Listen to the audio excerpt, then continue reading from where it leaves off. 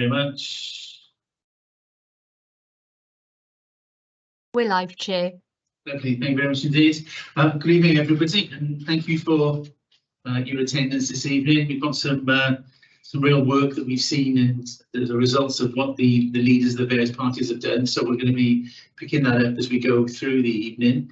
But first of all, Anna, if you have any apologies for absence, please. Yes, Chair. Kerry Mitchell. Sorry, Kerry Watkins. I do apologise. Just that one. Yes, Chair. Yeah, lovely. Thank you very much indeed. Second item on the agenda: declarations of interest for anybody. Okay, that looks like a negative there, Anne, for us. That's right, Chair. So item 3 on the agenda, minutes of the previous meeting. And if we can just do them first for accuracy. So these run from page 3 to page 8 in your pack. So page 3 for accuracy. Page 4 for accuracy. Page 5 for accuracy. Page 6 for accuracy. Page 7 for accuracy. And finally, page 8 for accuracy. So if we're content with that, matters arising from any of the minutes. And there is an item on here. When Gail has asked for some more information about the standards training, and that's on the agenda for a little bit later on with Leanne. I think you're picking that up for staff, don't you? So thank you very much indeed for that. So in that case, and I'll sign off the minutes from there. Thanks, Chair. Item 4 of the agenda, matters arising. Sorry, item 5 on the agenda, Chair's announcements. I've got no announcements and nothing passed to me. So that's a negative on that one. So item 6, which is really what the meet about this evening's meeting is all about, is looking at how the leaders of each of the political groups in the council are monitoring and looking after the code of conduct training that I think we've all agreed is an essential part of that. So perhaps I can ask Councillor Mudd if you'd like to kick off. So good evening. And I'm sure, and I don't mean to be confident here, but we've all obviously read the steps, I hope everyone has, but anything you'd like to pick up on that as we go through it? Thank you very much, Chair, and good evening, everyone. And can I say how lovely it is to be able to be here for those of us who are in person. It's lovely, isn't it, to be able to interact, and welcome to colleagues who join us online. I think it's real progress, actually, in terms of the recently introduced legislation, that we are able to have these hybrid meetings because we get better engagement, and engagement is really important, isn't it? And I would like to talk about engagement when it comes to the political groups, because I really do believe that hybrid meetings enable and facilitate greater levels of engagement with training as well. I think that's really important. So previously, where we had perhaps those of us who served a while would remember coming to the chamber regularly for the training sessions. It's great that people can join now because it accommodates those people who've got caring responsibilities or work commitments. And it does enable us, what's really important in the context of standards committee, it does enable us, doesn't it, to ensure that a wider range of people are actually able to access the training. So following on from our last meeting, Chair, which I'd really like to say, and my reflection of that is it was very constructive and very helpful, actually, very supportive to meet with you guys. I'm really pleased to say that in terms of my group, but councillors overall, everybody's completed the code of conduct training. So really pleased with the impact of that. I want to highlight from my own group that a significant number of those members have attended equalities training, and more recently anti-racism training. And I know I've said that in my report, but actually it's really important because the Welsh Government just introduced anti-racism action plan. So I think it demonstrates not just the level of member engagement with this, but also the role that democratic services play, an important role ensuring that councillors are up to date with contemporary legislation as well and are engaged with that. So I was really pleased with the number of elected members that attended that, but also staff that have attended that as well. So reflecting on that, I think that's made really good good progress. I think obviously you've all got an opportunity to look at the report, and I'm really happy to take any questions or queries that you might have on the report that I've submitted. I do believe quite firmly that having read the paper, I'm really supportive of refresher training and updates to training. And I know there's a paper for colleagues later on the agenda today, which is about the training plan that democratic services have put together. But I do think it's very important that members continue to update their training in line with new legislation, new working practices, and particularly in developing their understanding of how we align the work that we do with the wellbeing of future generations legislation as well. So I welcome the training that we've experienced, and also I would add the training package that is proposed going forwards. And I'd like to really commend Democratic Services colleagues for the work that they've done on that this year as well. And of course, it goes without saying, you know, it's worked really well for us overall, irrespective of political party. The way this is structured now, the presiding member chairing these meetings, chairing the training sessions, having that oversight member training, it really does appear to be working well. But I'll stop there, Chair. I'm more than happy to take any questions. Thank you. If I could just make a reflection on that, although the equality and training is slightly outside the remit of here, I think it's absolutely fantastic that it's being included with it. As really, I mean, you've already mentioned in your report the NOLA principles. It really is about that and being held to account for your actions. And I believe there's an issue with some councillor up North Wales recently about some comments that were made, and I really hope we never see something like that coming across the Standards Committee or to the Ombudsman. So I'd just like to put this open to both our colleagues who are dialing in and those around the table for any questions or comments from Councillor Mudd. Hi, Chair. Kevin Whitehead. Councillor Whitehead, good afternoon. Yeah, again, I think Jane, Councillor Mudd has alluded to the things most of us agree with, and you couldn't disagree with it. For me, albeit we're a small group, we're not a political, monster of a party. We're nothing of the sort. We're community champions, and that's what we always kind of state. I try not to do the politics, but as you say, in public life, there has to be standards. And I think for myself personally, from 2012, it's been a huge eye-opener and a massive learning curve on how you behave. I've been, and I'm glad I was, reported to the Ombudsman, because when I did speak to the Ombudsman, it was obviously, I don't mind saying, it was a ridiculous thing that I wear T-shirts showing my tattoos and stuff, and is it becoming of a councillor? It was quite funny, actually. But it reminded me all the way back then that, whoa, it sat me down, and I thought, wow, people can be quite cynical. That might be important to somebody.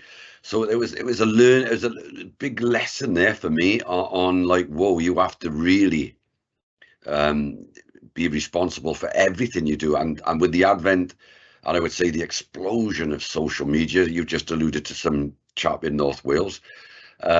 You have to be so very, very, it can be like eggshell territory. Sometimes I'd like to jump in and make comments, and I don't.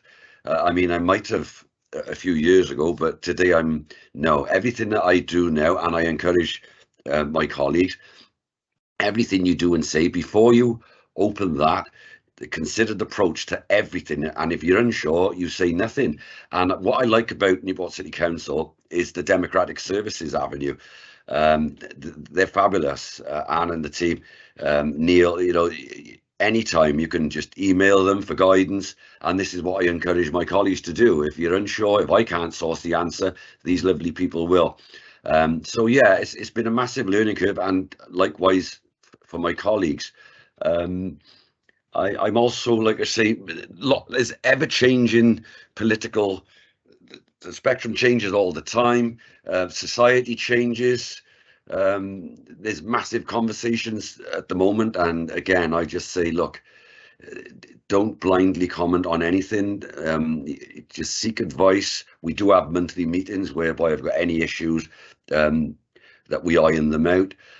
Or like I say, we source information if anybody's struggling.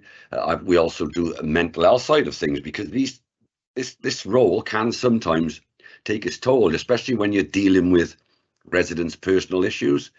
So again, I just encourage our guys, look, a problem shared, you know, if you're struggling with that, then we seek the best information possible to take things forward, you know.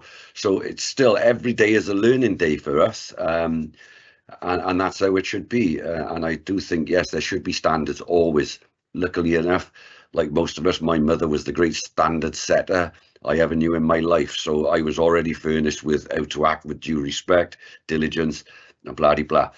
So yeah, happy to join in the conversation, and always happy to answer any questions. Great. Thank you, Chair. Thank you for that, Councillor Whitehead. Obviously, you're going to say a little bit more when we come to your stencil part of it, but obviously that's a really good start from there. So thank you for the support that obviously you've got and are trying to instill amongst your colleagues from there. I believe we had. Oh, is the screen? Can you hear me still? Sometimes if nobody's trying to. Oh, there we go. Yes. Yes, Chair. Apologies. No, that's okay. We just all went blank, and we went. I do apologise. I had some applications open. Oh no, that's fine. It's not a problem at all. I believe we've got Councillor Oatley who's standing in for Councillor Evans to deliver your part of the stencil. Yes, we do, Chair. Yeah, thank you, Chair. I guess I mean, there's lots that have just been said, so I'm not going to go over any of that, Chair. The report is before you. I'm sure you've all read that report, and I'm happy to take some questions if you like. I'd just like to make two observations, if I could, please, Councillor. I just wondered, did we lose the stencil? I see yours is not on the usual stand. Not that I'm dogmatic about being on the same stencil. I just wondered if there was some reason why you didn't get the stencil that everyone else completed, or not. And that might be take back to Councillor Evans. That's just my first observation. The second observation that I make, and Councillor Mudd has alluded to it already, but Councillor Evans doesn't necessarily feel the need, and where he's putting his stencil, and whether that's a collegiality view from all the party or just his on that side of it, about refresher training. Now, I'm a civil servant, and there are certain stuff that we have to do every 3 or 4 years. So where Councillor Evans is saying, no, we don't, I don't see the need for that. Maybe that's something that we can look at in the future. Even if it's just that you do it, we make it less onerous for you. And as I've already been alluded to tonight, you know, with hybrid meetings now, it's far easier to get training done across the board. And you know, something that we may look at to see if we can't introduce something like a 3-year, I'm going to say rule, 3 or 4 year time when you do it. And what I say to people who work for me when I ask them to do this training over 3 years, you may not pick up anything new from it, but it may well just affirm that you know what you're doing is correct. So that would be my only comment back to yourselves on that from what Councillor Evans has said. Okay. Okay, I'm quite happy to comment on that. No, please do. Yes. The refresher training is not an issue with our members. Our members are fully trained and up to date with the code of conduct. Many have complied with other forms of training that have been coming through the democratic services. We've received training from within our political party as well. We uphold the principles of the Nolan. We uphold the Nolan principles, and primarily the 7. And you know, there's nothing else we can say. It's we are progressive. We hold the highest standards within the group. We have disciplinary within the group. We have disciplinary within the party itself, and so we fully comply with everything. Although it has to be noted that some members have been disgruntled with what they see sometimes is not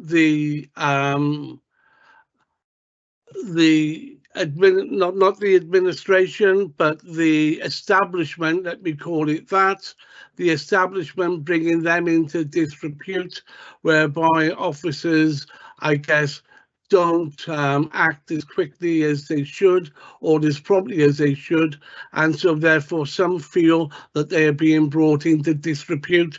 So it's a strange world. It's an evolving world. We're all in favour of openness, transparency and honesty, and I guess we're striving hard to ensure that we act fully and comply fully with the approach laid down by Standards Committee. I think we're ahead of the curve. I think we're now looking at how can we encourage the civil service side of the council to react in a more positive way, in a quicker way, that and that we actually abide by. They have a code of conduct there, but it's nothing as rigorous as a code of conduct that elected members have to stand by. So it is evolving, and I agree with all the other previous statements. Excellent. Thank you for that.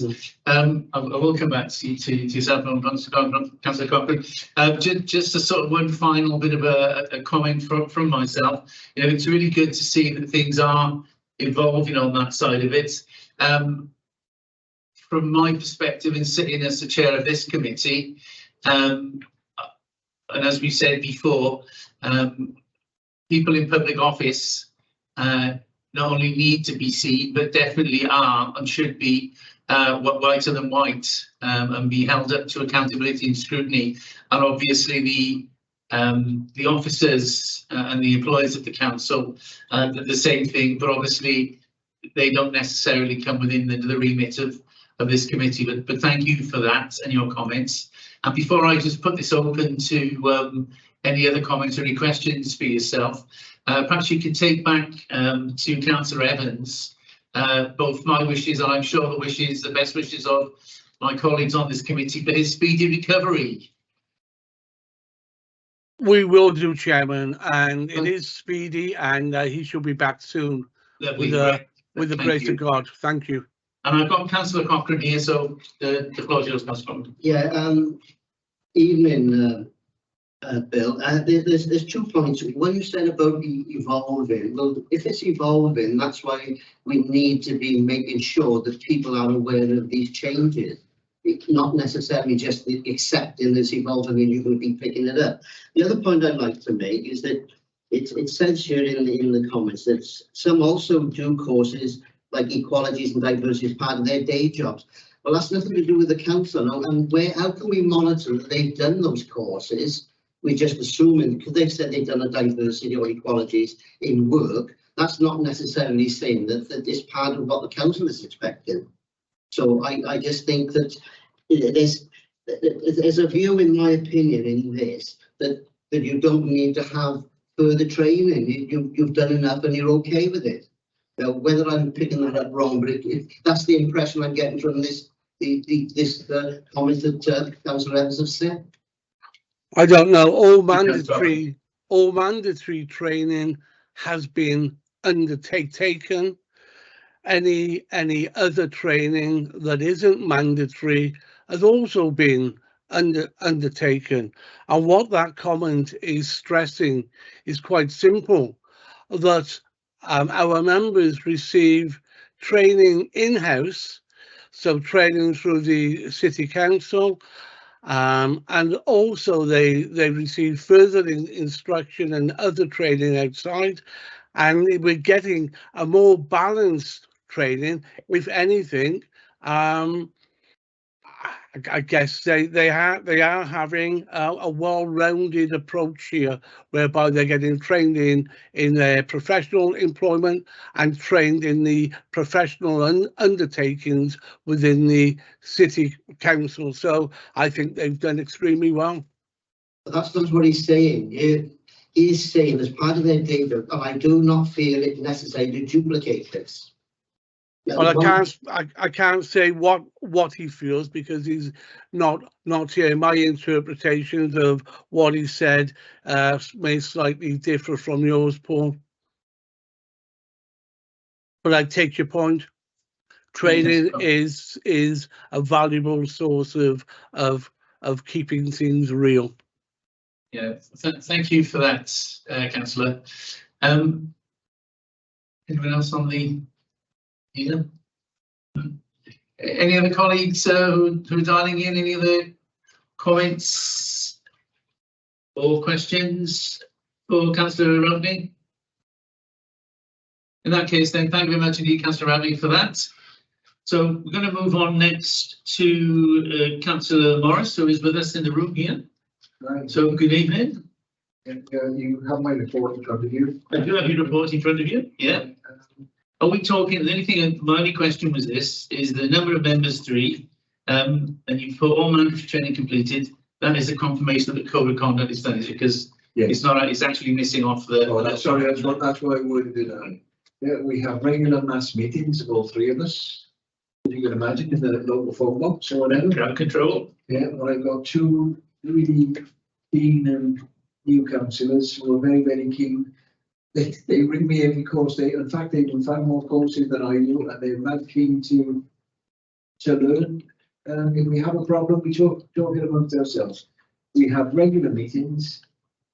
Any issue that comes up, we deal with it straight away. I'm there as their sort of guide and mentor. We're 3 completely different individuals with different ways of thinking, but we come together on behalf of the people we represent. It seems to work well. They're keen to learn, but they're also keen to do things properly. We don't troll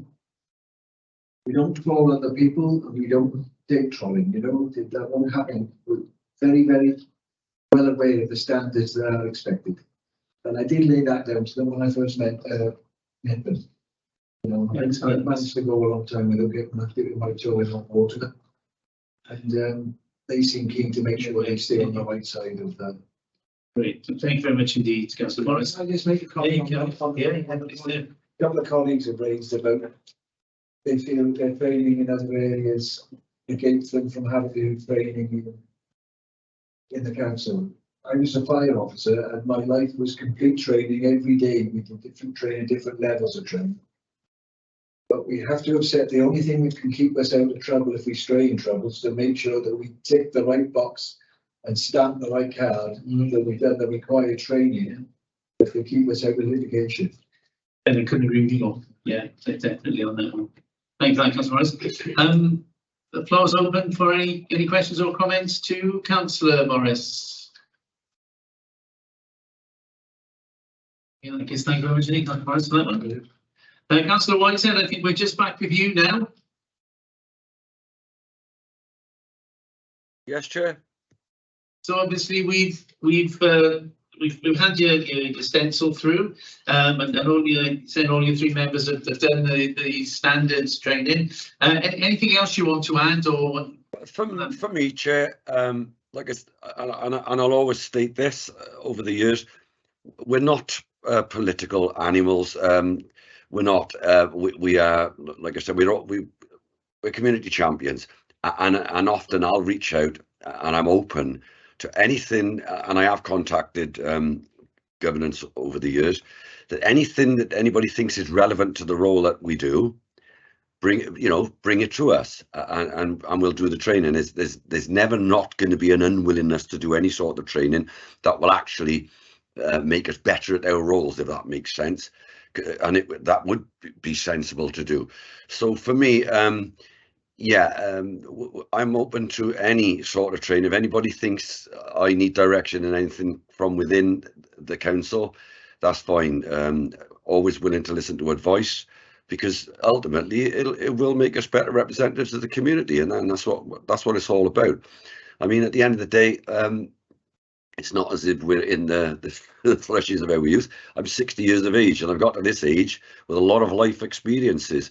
I never wanted to be a councillor. There was things that pushed me towards being a councillor, but and it was a role I had to quickly learn then, if you like. And from learning comes the training.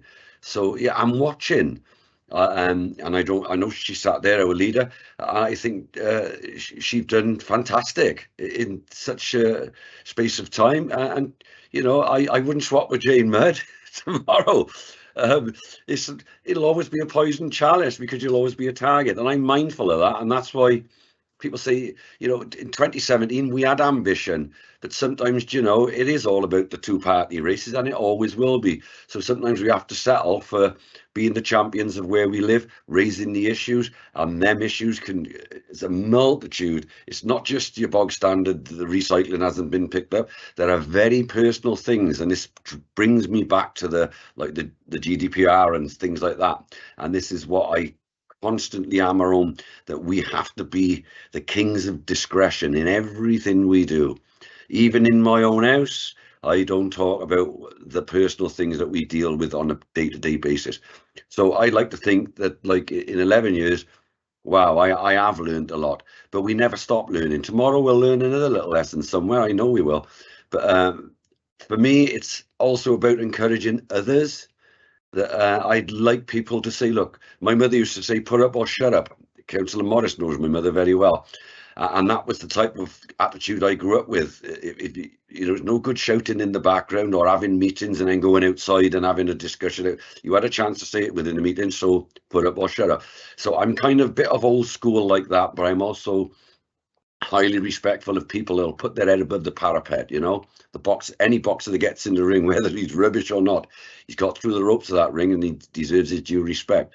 So for me, again, like I say, tomorrow I'll learn another lesson, no doubt. And if anybody feels within the council, on the standards committee, that we need additional training in whatever area, then obviously we'll always be absolutely willing to look at that. Definitely. Thank you, Councillor Whitehead, for that. Any questions or comments for Councillor Whitehead? In that case, thank you very much indeed, Councillor Whitehead, for your stencil from there. Perhaps I could just make an observation to all the leaders here at this moment in time. I know when we first started talking about this, just before the last election, and even at that time, we had people who were concerned that there were still members who hadn't done the standards training. And I know that came up as a concern of ours from there. So can I just say, it really is lovely now that you're involved with it. Not that I'm saying you weren't involved before, but you're involved with it and looking at this as 100% across the board. So thank you very much indeed for that, and the work you've put into getting it to this stage from there.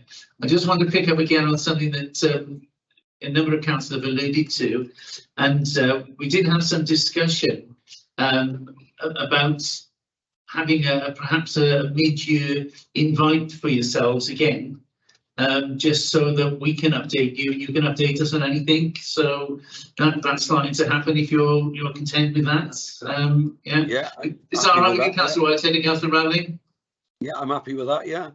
Excellent. Obviously, you'll get enough notice for everyone else to spring on you, and we'll probably just say, can we have a bit of an update on this part of it? But that's something I think we'd like to take forward as an engagement issue as well. I think it sounds good. And can I just say, particularly with the larger groups, there are some new members, and there's a challenge there for Councillor Mudd, Councillor Evans, and likewise, Councillor Morris, he has new members. So for them, they're starting on a journey, and these are the guys that we need to support at the end of the day. It's an education in itself. So yeah, I'm mindful of that, and like I say, always willing to engage. It's for the greater good at the end of the day. Right, thank you for that, and thank you everyone for your. Could I? Yes, yeah, please do. Yeah. Just to say that was a really helpful discussion. Really appreciate the members. Just drawing together a couple of threads. It's really, I echo what you said, Chair. It's really encouraging that all the members have covered the code of conduct training, because I think the conduct training is really about ensuring a culture. And I think there's two things. One, there's a corporate culture as a council, and the clear audit trail in terms of having completed training, and it goes for qualities as well, is about ensuring that you have a clear audit that the council has delivered support.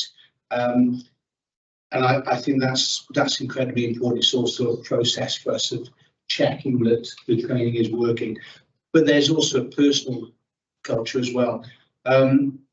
Councillor Mudd, you raised the issue about the toll of that takes on councillors, and I don't think any of us as non-councillor members underestimate the amount of work and amount of commitment that it goes into being a councillor. It's an incredible commitment, and it's tough. The Councillor Evans in his submission raised the issue of buddying system, which I think is great. That mutual support is really key, and I think it's important to ensure that support exists, personal support exists within councils, and that's part of our job as a standards committee. It's not just about supporting the corporate, it's ensuring that members feel personally supported and personally equipped to do that as well. So what I've heard today is really encouraging. Nice to see further progress as well. Thank you. Chair, could I just quickly tag on to yes, please do. Some valid points there. True story. I've read some terrible comments about myself online in the Argus comments and whatnot, and also Councillor Mudd, Councillor Morris.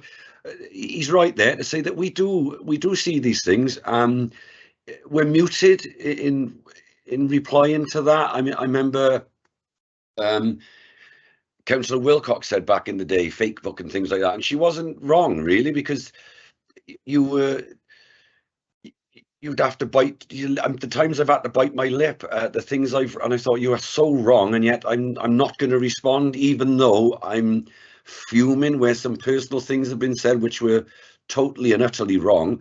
But I think lest we forget sometimes that them things you have to cope with, and at the beginning, I as an ex-boxer and rugby player, I get very vexed, but over the years you tend to, you'll have to smile and wave, because if you're going to be there every 2 minutes otherwise. So that's also a massively understated thing, that is some of the personal attacks that happen to councillors in particular, because ultimately we're all just trying to do good, and to see things written sometimes about like I say, other members, I don't like that. I never have. I always, if you can't play the game fairly, don't play it. But yeah, so that's a valid point. I can't remember what that gentleman's name is, but he made a valid point there. Sometimes it can make you put your chin on your chest a little bit and think, why do you put stuff like that out there. You know, you have to sometimes just grit your teeth and just have to ignore, to be honest with you. Thick skin, thick skin. Thank you for that, Councillor Whitehead. Councillor Hussain, if you go, I'm going to see a hand up. I'm assuming it's yourself. Yes, thank you, Chair. I can't actually, I don't have the symbols where I can say I had to add it in the chat. I just like to say that I still consider, I was elected in a by-election and last year, again elected last year. So I still consider myself as a new councillor. And I feel that, you know, the support that I've had from the senior councillors, you know, with my colleagues, I've had a lot of support from them. From, you know, I can mention a few I've had from Kate, from Deb Davis, and also I find the one-to-one meetings we have with the leader also very beneficial. So I'm really grateful for all that support. And I know any of the other councillors, if I just, you know, email them or, you know, give a phone call, you know, there's always somebody there to help me and support me. So I just like to say thank you, you know, for all the help and the support I received from my colleagues, actually. And like the buddy scheme, I find that that's kind of what it is. It to me, it feels like a buddy scheme, because even though there's not, you know, I'm not shadowing anybody or anything, I know there's still somebody there just, you know, at the end of a phone call. Lovely, and that's really good to hear, Councillor, say that, you know, it is, as a potential newbie, new councillor, whatever, you know, you term yourself as. I suspect there's a number of councillors around this table who've been here an awful long time, but it's probably still learning new things every day. You know, every day is a school day. So I'm really pleased to hear, and I'm sure my fellow colleagues on the Stands Committee are pleased to hear that you're actually getting some support, because what we want to do is to ensure that we never have to do anything. You know, so and that's sort of trying to sell it, to say, you know, if we're all doing what we're supposed to be doing and we're all operating within the parameters we're operating, hopefully if we do need to become involved, it'll be a not found, or, you know, even better, we don't have to become involved, or the Ombudsman doesn't need to become involved. So really pleased to hear that you're getting that support, and thank you for that. Thank you. And that leads me to a point you just mentioned, what Dr. Worthington mentioned. I mean, it's because we don't want to come to the Ombudsman. We're easy targets, aren't we? And if we do something wrong, we can't argue ignorance, can we? You know, if we haven't had the training. So by having the training, we're going to be learning about not to do this and not to do that. So I think, you know, we won't get away with it just because we say we haven't done any training. There's also a self-interest as well, that we're all judged by the weakest link, no matter what political party. If, God forbid, it's never happened in Newport and doesn't happen in Newport, but if something did happen, we will all be judged the same as councillors. Yeah. It's in all our interest to make sure that everybody is up to speed on what they can and can't do, and the standards. Most definitely. And I would hope that it does happen, where people in different parties have approached me for guidance on things non-political, just been there a long time, same as Paul, same as the leader, you know. And I would like to feel that anybody from any party could come to me with an issue like that. Yeah. And I'm sure my colleagues would all say the same. Excellent, thank you for that. That's really good to hear. Well, no, it's good. I think you're right, though, that's a classic example of where personal responsibility and corporate responsibility, all this stuff, they mesh together, because personal actions reflect on the council as a whole. Thank you. Okay, well, listen, again, once again, thank you for that, for the time, for coming to support this event tonight and giving us your feedback. I'm more than content if you want to stay for the last two items on the agenda, or if you feel you want to withdraw at this moment. It's entirely up to you. And that's the same for my colleagues who are dialing in there, our elected colleagues there. More than happy for you to stay. There's only two other items on the agenda, but by the same token, more than happy if you just want to withdraw at this moment in time. I'll leave it entirely up to you. I'll leave it on me, Chair. It's been a delight to join you once again, but I do need to pick up the call, so if you don't mind, I'll leave. But can I thank you all? It's so great to And from a leader's perspective, it's really good to have this opportunity to come along and have these discussions in this way. So thank you all. Thank you very much indeed. Take care. Thank you now. So, So Chair, I do believe my tea is bubbling away in the background after a hard day's slog. Councillor But, White, did you carry on if you wish? I agree, and just a little couple of points before I leave. I do agree with Councillor Mudd that these things, yeah, I think it's 6 monthly. I'm happy to do that. And just going back to touch on what Councillor Morris have said, I've known Councillor Morris for many, many years. On a personal level, he was good friends with my mum as well. But and he's right. I've sought Alan's advice in the past, early days, and the lovely late great Ron Jones again. You know, used to call me an idealist. I love that. You're an idealist, Kevin. You will not fix the world, but guys like that, you know, handed down knowledge. I'll always appreciate that. And like you just said, every day's a learning day. But and even now, even at 60, if I'm unsure about something, and it's a political thing, because ultimately we do have to get involved in the politics, as corporate was mentioned. I would have no problem. It just the parties, whoever, it doesn't bother me. I don't do party politics. I just do human beings. And if I like the sound of somebody and like the way they've spoke on a certain subject, I'd say, could I have a quick chat? And I think Newport. Regarding that, I think they're a friendly membership. I know that they kind of go to political war in the chamber sometimes, but ultimately it is. It's not. I've seen across the UK, some of the council meetings are absolute chaotic, and I don't think ours ever are. We'll get a little bit tetchy at times, but we have an experienced presiding member that controls things, and so yeah. I think going forward, I'm happy to stay involved with the Standards Committee on a 6 monthly basis, no problem. And thank you all for listening. Thank you very much, Councillor Whiteside. Enjoy your tea. Thank you. Okay, so let me move on to item number 7, which is the National Standards Committee Forum feedback. I am going to say that I'm just going to give you the highlights of this. For whatever reason, and again, I have to say I didn't get totally unpick it with Emily. I have some minutes, but unfortunately they're not to be shared for whether that's a reason that they want them ratified by the next committee meeting, or we could take them as draft minutes. So I'm going to respect those wishes, but I will pick that up in the next national forum about why we can't share this from there. So quite simply, the meeting took place, the first meeting on the 27th of January this year. Clive Woofendale was elected as chair, and Jason Bartlett was elected as vice chair. So they started to put the framework down straight away.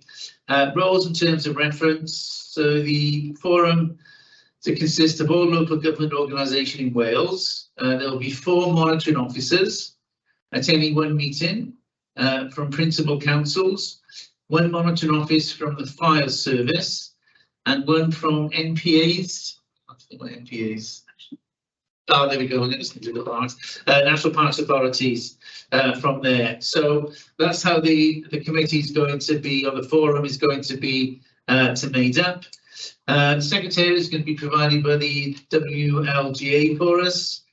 2 meetings a year, and monitor officers will suggest the agenda items, I believe, at your Lawyers Local Government meeting, that you're going to pick up ideas for us from there. Forum is essentially a volunteer membership association. Any work undertaken by monitor officers will be done on a voluntary basis. So there's no actually, the monitor officers are there to give ideas and to support, but we're not having that you will do this approach to it. It's purely voluntary from there. And the Cardiff Deputy Monitor Officer will be able to support the forum on a more regular basis if needed from there. Basically, we went through the various areas that the councils were doing, and I have to say, it shouldn't come as any big surprise. Newport were well ahead of the game. And I mentioned what we were doing, and I'll tell you what I said there. Out of all the local authorities and the fire service and the national parks, there were actually only 5 people who had anything to say about it. So for us, there's basically our standards committee met with the group leaders in Newport before Christmas, and we've issued a stencil to the group leaders. We'll be going through the documentation with the leaders individually at the next standard committee meeting. So there's a lot of councils that haven't even gone that far down the road. MC Merthyr Tydfil at an introductory meeting with their group leaders, a very positive meeting, but that's all they've done. Swansea have been looking at the same sort of thing as we've done already, and the WLGA have received a request from councils around to provide group leader support. So out of all the stuff that was going on and was mentioned, very limited, but we were ahead of the game on that one. Pembrokeshire Standards Committee Chair and Vice Chair are meeting with the group leaders, so we've already done that.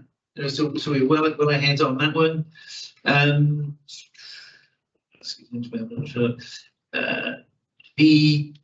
The matter came up from the WLGA representative of how we were going to communicate with chairs.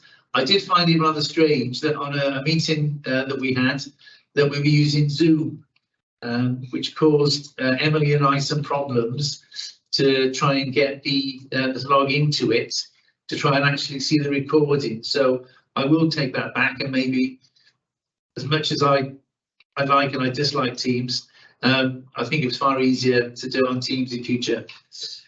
We had Michelle Morris from the Public Service Ombudsman was there to give us a bit of an overview about their role. And basically what they came up with, they're investigating complaints that service users and members for the public make. So on the Standards Committee, we're obviously aware of where we fit in with this. And usually after it's been to the Ombudsman and they either don't want it or have got it to come back to investigate it ourselves, we pick it up from there. In their period, the April the 21st to March, April 21 to March 22, they dealt with and adjudicated more than 300 complaints, plus a further 250 that were not taken forward. So they're obviously fairly busy. And looking at the new, I can't think of the report, though, the Ken report, potentially Standards Committee will become a little bit more busier as we go forward when that's implemented. A number of their breaches from the Ombudsman, which is something we've talked about in great depth tonight, lack of respect for others and how councillors treat each other, and that basically went for 50% of their complaints. They are keen to be invited to future forums because they feel they can add more to it once we're more established and decided what sort of ideas the monitoring officers will have put forward for us from there. The first part of it, we did discuss the Penn report, but basically there wasn't a huge amount that was going on at this moment within Welsh Government. Unless there's any update on that, Liz, at this moment? No, it's just, yeah, so there's not a huge amount on that one. We discussed basically in relation to the Penn report, some of the areas on it, membership standards committees and the work they were doing, and also the potential powers of the standard committees to summon witnesses in the future. But as our monitor office has said here, is that it hasn't gone an awfully far lot further yet than being on black and white on the paper. Other than that, there was an AOB, which was members' annual reports, and obviously we do an annual report, and the All Wales Forum is going to attempt to do something along that in the future. So very brief whistle stop through the main points of it. As I said, I will take back for the Standards Committee. I'll take back and bring back the Standards Committee for the next meeting why about the minutes, because obviously it involves people here, you know, so why are we not able to share it at that moment in time? And I don't wish to put either Liz or Leanne on the spot. Do you have any ideas why they might not want to share it? It's fine. Just in case, yeah, okay, yeah. So I will pick that up, and I will let the standards committee have an update on that once I've had it from there. So for me, the next meeting is July. No, it's not. It's later in the year than that. It is July, isn't it? Yeah, at some point in July, of which I'll be attending.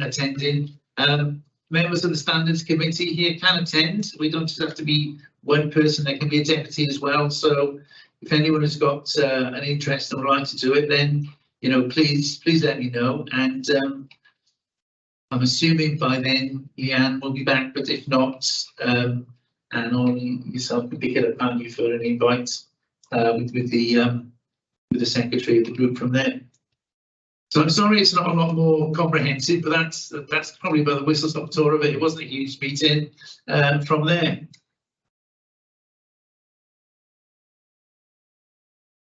That's the training standards. Yes. Yeah, sorry. Yeah, sorry. Yeah, no, actually, because I think that's Can I just ask a question on that? yeah, sorry. Yeah. Yeah, I'm not against it, but why was the fire service on that field as opposed to any other? I just wondered why. They have the same level of function and Oh, I see, right. standards. Yeah, they come up with the same structure in terms of standards. With the police like that? Yeah, any issues with standards, aren't they? Yeah. Yeah. I don't know why the police aren't the That's same. what I'm saying, please. I just wanted to know why it was one. And national parks as well. That's an interesting one.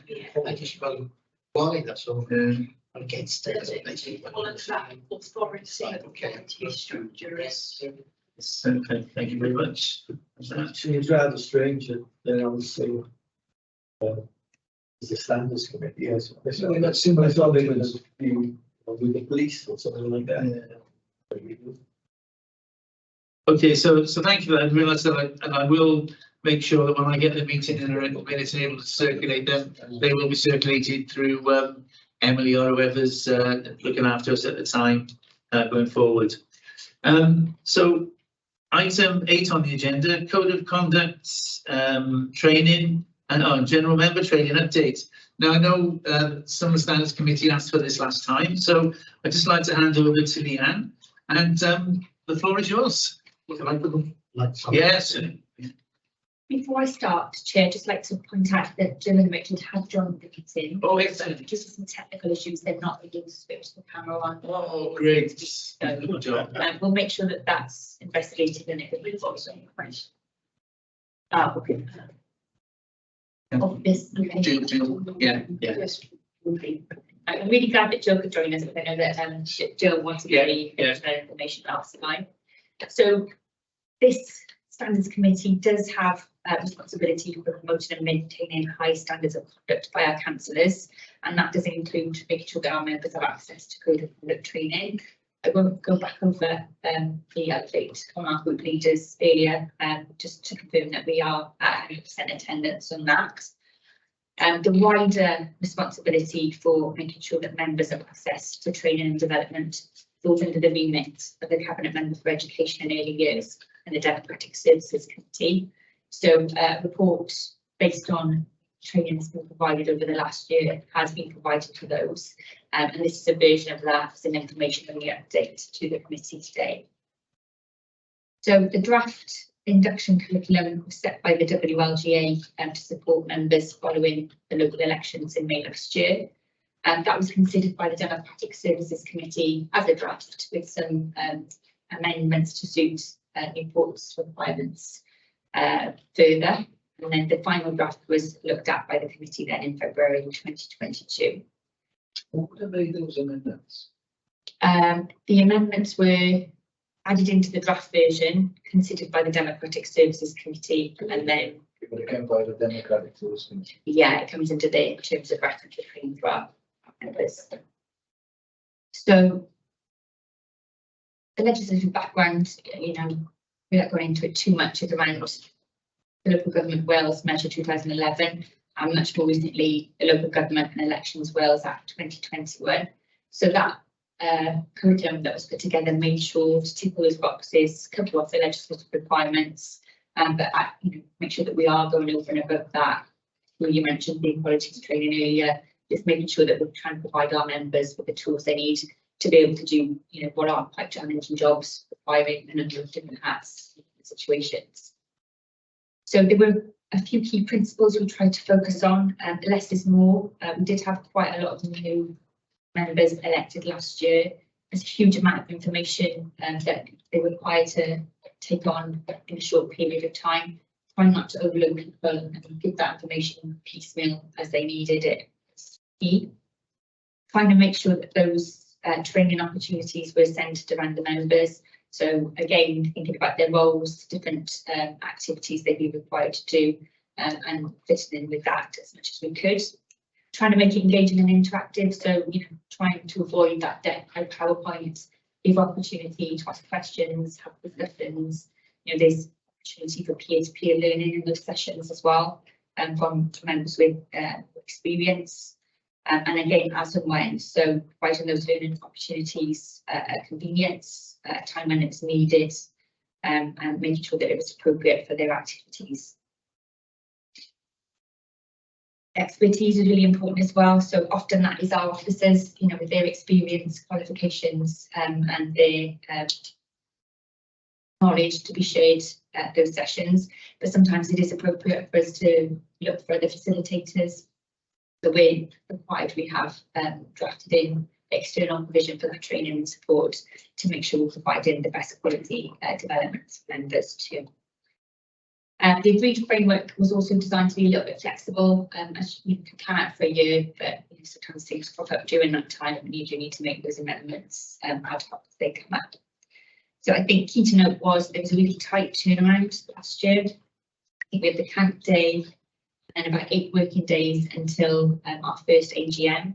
And last year was the first year of hybrid meetings being introduced under that Local Government and Elections Act.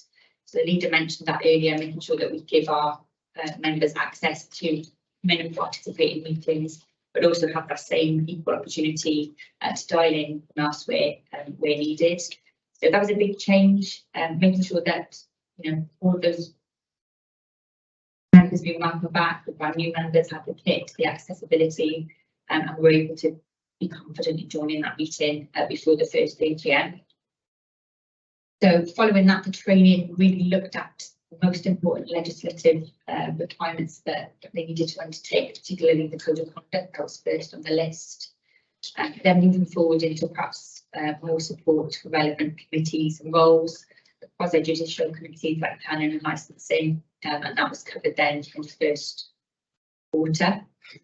Summer and autumn, we did move into sort of wider key legislation and policy that underpins the decision making, so the Qualities Act, safeguarding, and then providing some updates from our heads of service to make sure that our members were aware of the services that council provides in different areas.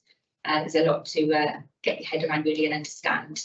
We looked at the key ones around environment, public protection and housing, which are the ones that touch residents the most, that most households have with those services. The focus then moved on to finance, treasury and budget setting in anticipation of the budget setting process, which took place at the later end of last year. And in addition to sessions that we arranged and provided as a council, there were also some webinars provided by the Local Government Association, supporting councillors with abuse and intimidation and personal safety, and some short online cybersecurity courses that were sent directly to email accounts that looked at password security and phishing activity. Additional to that provision, there was access to e-learning modules which cover a wide variety of subjects from the council's online portal.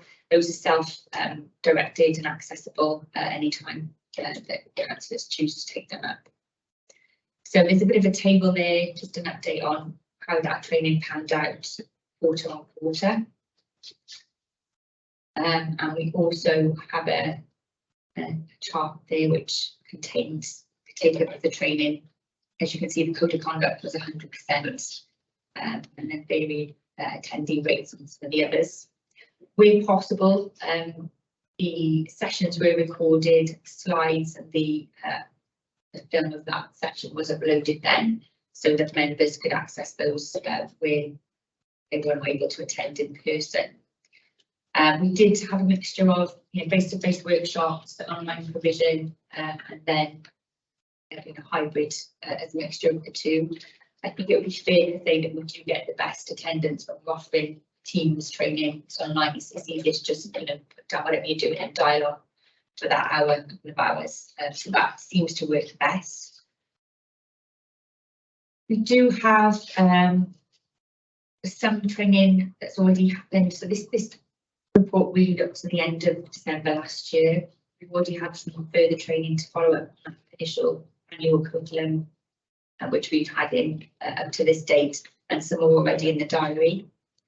So I think we're just about to, this is a new report, we're just about to do a bit of a survey of our members as well to find out what's worked well for them as part of the training. And we take that learning and adapt the next year and make sure that we're meeting as much of their requirements as possible. Yeah, I think that's it for me. The only other thing I would say is obviously this is a continuous development approach. We are always looking to add to the curriculum and the training and adapt that as we need to. Thank you. Excellent from that one. Jill, I appreciate we can't see you, but I'm told you are here. So I'm going to put the floor over to yourself, because I think you probably had some questions to start off with before I ask anyone else. Oh, there we go. So the first one is to do the equality and diversity training. The take up is just above 50%. So the question is whether there'll be any other sessions that training. There are some yeah, there's a few key things on the list that we've been revisiting. So equalities being one of them. I think we'll also go back and do some more general overview of planning and licensing, but also starting to dig into more detail some of the aspects of those training. I think sometimes you have the initial training, you then get to do the thing and learn from that, and you also then find out where you might have some gaps in your knowledge that you'd like to improve. So yeah, certainly there were some key things that we would probably repeat on an annual basis, but then we'd also look at, okay, well, we progressed the training to here, what else do we need to do to meet members' needs? Thank you. The next one, I'm not sure I know the answer to this one. We might have to go away and think about this.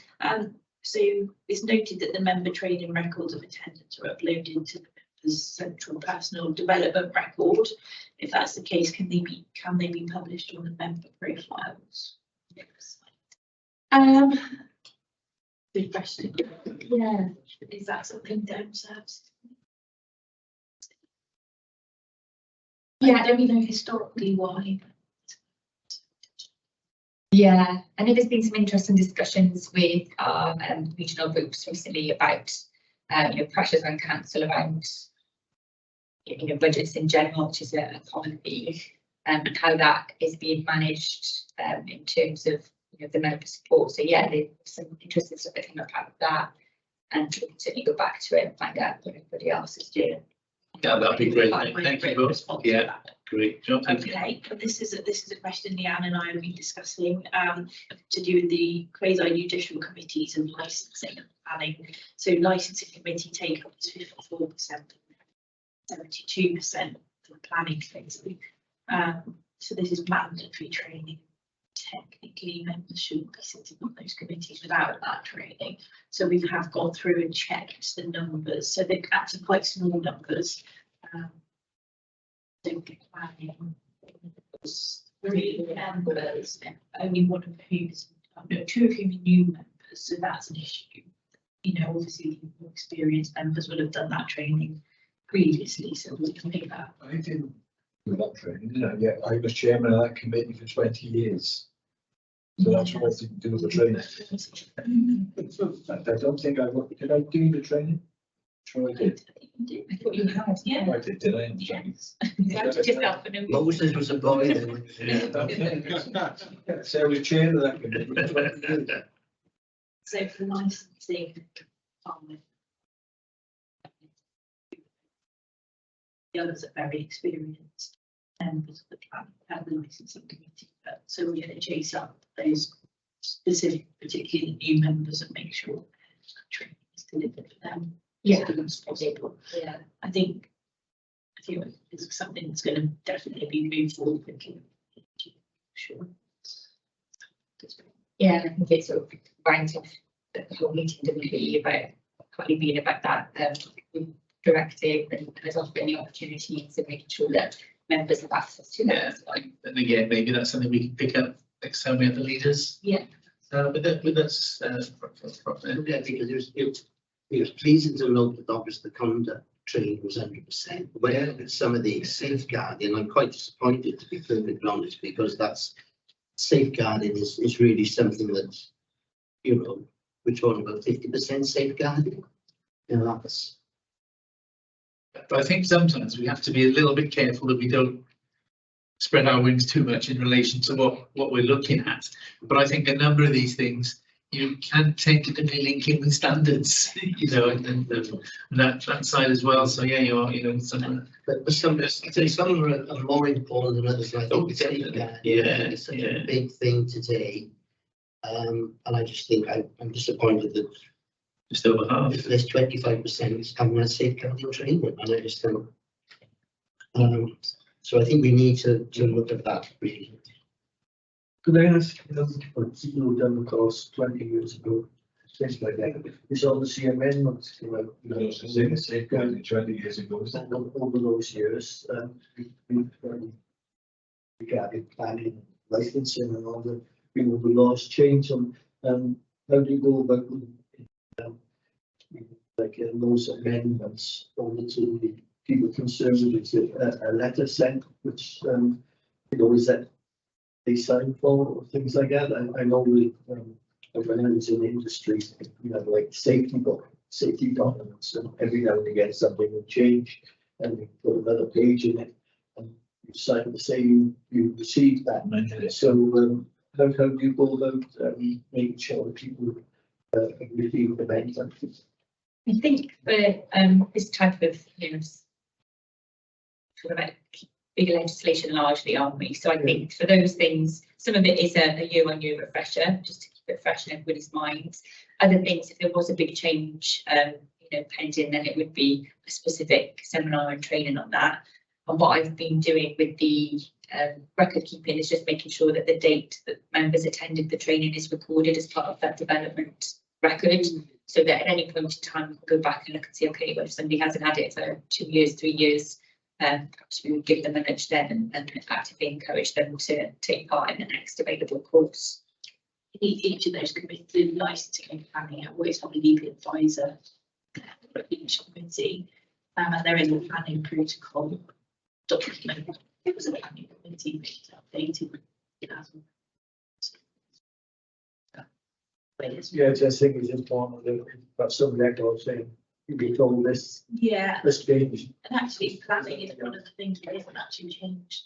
But you know, it's not changing apart from kind of flooding town. There's a lot of new laws that are coming up because planning is changing all the time, isn't it? Yeah. Does the planning committee have training just for themselves as opposed to all councillors? Is the effect really they do that, Yeah. right? Okay. The licensing. I have not now, but I have no members who have had a licensing committee with absolutely no training or no understanding of the licensing. That was put right, but I mean, it absolutely hit the nail on the head with a quasi judicial role. People have to understand the powers at their fingertips, but also understand the rules to using that power. That's why they've got a legal advisor there with them, just to make sure they're right track, but they do need that. So we're going to make sure that they will have the training pretty quickly. I think another option that Liz and I have talked about, but they just haven't given the option to deliver it yet, is thinking about some of these key training requirements, turning them into an e-learning module, so that you know, members can access that at any time. Yeah. there would be sort of checkpoints within it, so you can check the standing, and then there's that, you know, positive proof of somebody having gone through the course, you know, showing that they understood the key parts of it, and then that's another option to maintaining the knowledge. That's why the code of conduct attendance was good, because we've offered 3 sessions in a fairly short period of time. Opportunity for people to attend. So last, I think the last question we have here is, there's shame there's no formal feedback on code of conduct training. Might be useful for the committee, so I don't know if that's just something for us to consider. Perhaps. Don't know if this is exactly what you were thinking of, Jill, but sort of considered doing, you know, you would do for a training course and you would ask for feedback on each course each time. We were a bit worried about getting survey fatigue. So I think we'll try and do, you know, an end of year survey, and then maybe perhaps ask members how frequently they would want to be asked for feedback as well. But yeah, certainly given, you know, the key status of the code of conduct training, that's something we could look to incorporate for the next round. And the last point, I think, was just some comments about forward. We can do, which is item 9 on the agenda. Yeah, so suggestions are ethical standards audit, review of register of interests, review of gifts and hospitalities. Then it goes on to say if appropriate business interests, officers and gifts of officers. I don't think that's really implemented. No, we deal with that. all got that. We sign these forms all the time. Yeah, I think the suggestion is the review. To make sure we're doing that. Yeah. Yeah, and then also community council review of code of conduct compliance. And I think those are some really good areas to look at in relation to the audit side of it, and maybe we can build that into the agenda, pick up a couple at the next meeting and go forward with that one. Perhaps the biggest one to start with out of those, obviously we are ensuring that local councillors are compliant with the code of conduct training. Community councillors, you know, and where we're sitting with community councillors doing that. And when is a new councillor? Give them a copy of the code of conduct and they sign to say. And that would be good.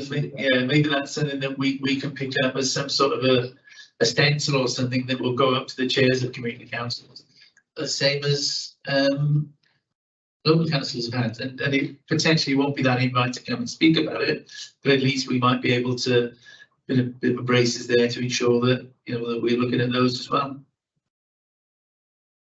Yeah.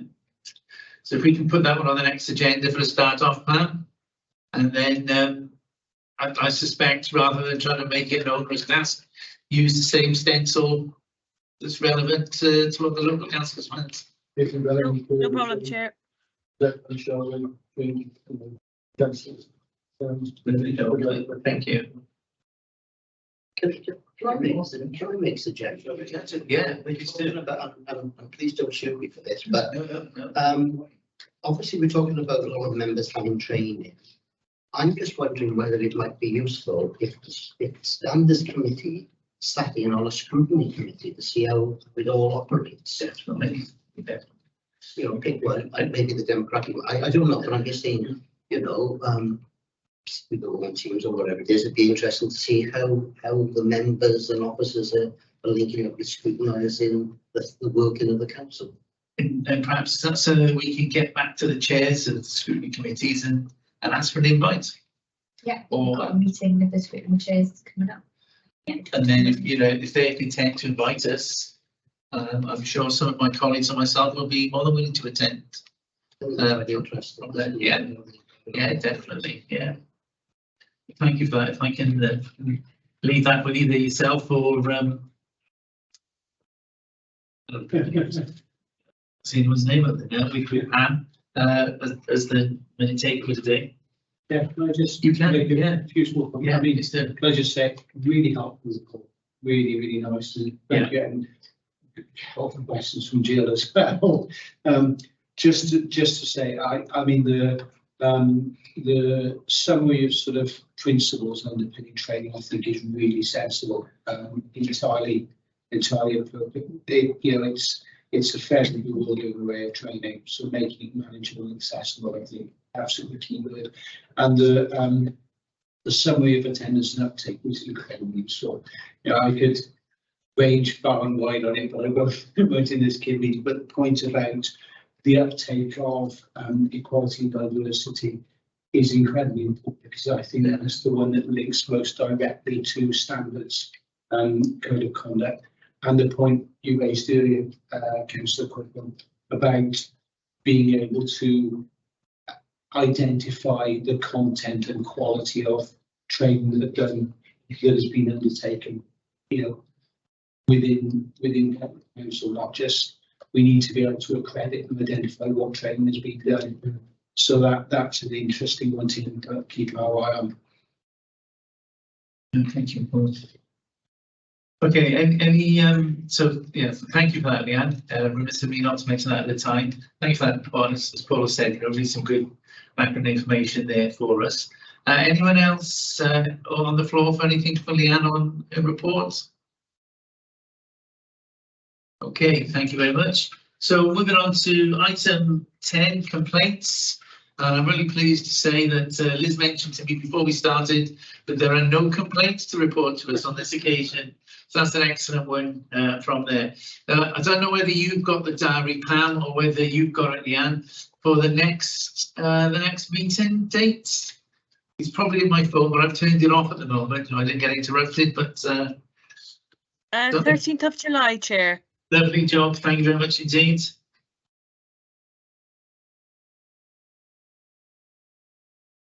And on that note, I'd like to thank everyone for your attendance tonight, particularly the leaders who come along. Much appreciated from that. And if you're at home, you know, have a safe evening. If you're travelling away and back home from here, safe journey back home. And thank you everybody for your time and input. So thanks all.